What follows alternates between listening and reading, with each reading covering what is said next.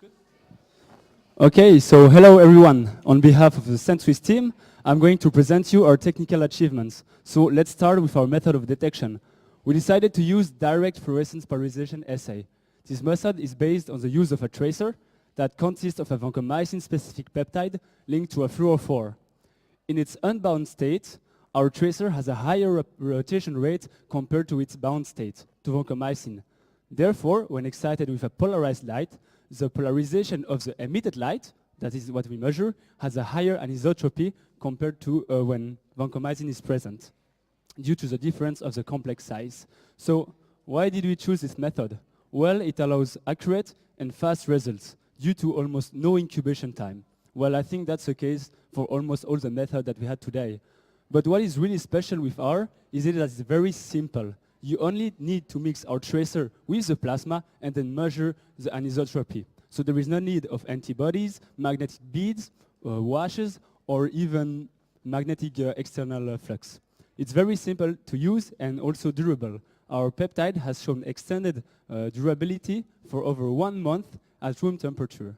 So how did we develop it?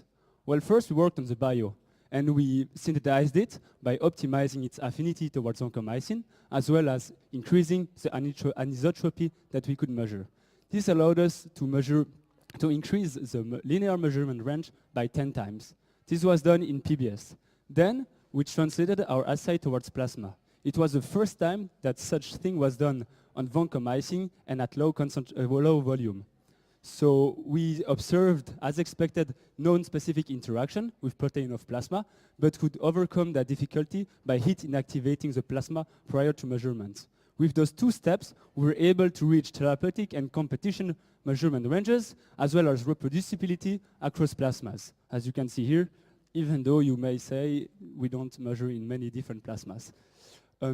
We then worked on the measurement setup, so the challenge was to miniaturize such a device.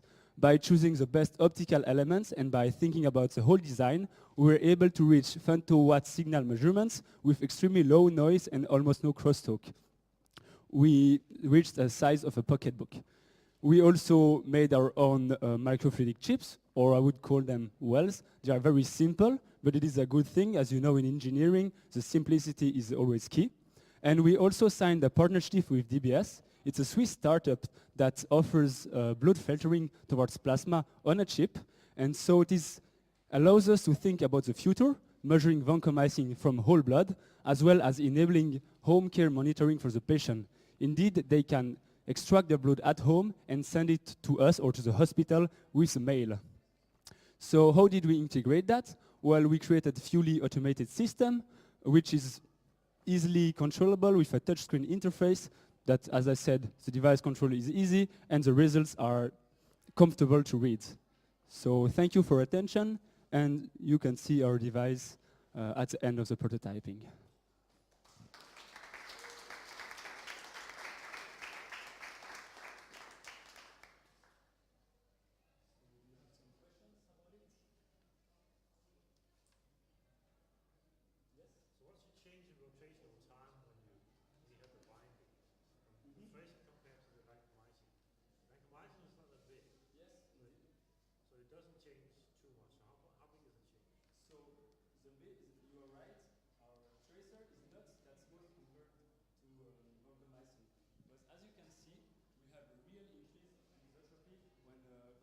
Present. In here we have a baseline at about 80, and when there is 100 microgram per liter of vancomycin, we have an anisotropy of, let's say, 65 to 70. So the increase is quite important. Yes? Same question. So the trick is to sort of get the right polarizers, get a stable laser, yes, get good polarizers. So if you want to build a handheld device of this, yes, so what are your challenges there? So the optical setup to measure anisotropy is indeed quite big, but we're able to reach, like I said, a pocketbook size device. We believe we can still miniaturize it a bit, not too much of course, but it still has a comfortable size to work with, and you may have seen the whole device over there. There is a lot of room, there is a lot of place